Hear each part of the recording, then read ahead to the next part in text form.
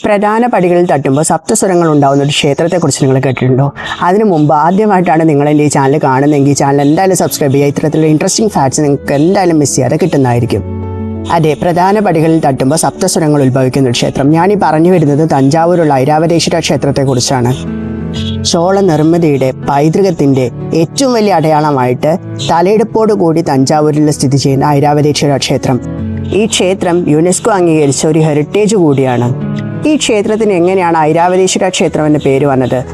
ഐതിഹ്യപ്രകാരം ദേവേന്ദ്രൻ, അതായത് ദേവരാജാവായിട്ടുള്ള ദേവേന്ദ്രൻ ഒരു വെള്ള ആനയായിട്ട് ഐരാവതമായിട്ട് നീരാടി ശാപമുക്തി നേടിയ ക്ഷേത്രമായതുകൊണ്ടാണ് ഈ ക്ഷേത്രത്തിന് ഐരാവതേശ്വര ക്ഷേത്രം എന്ന പേര് വന്നത്.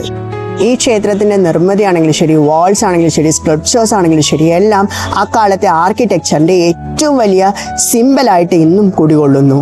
എന്നെങ്കിലും തഞ്ചാവൂർ പോകാനൊരു ചാൻസ് കിട്ടുകയാണെങ്കിൽ എന്തായാലും മിസ് ചെയ്യാതെ ഈ ക്ഷേത്രം സന്ദർശിക്കണം. എന്നിട്ട് ഈ ക്ഷേത്രം എന്ന അത്ഭുതത്തെ നേരിട്ട് തന്നെ അനുഭവിച്ചറിയണം.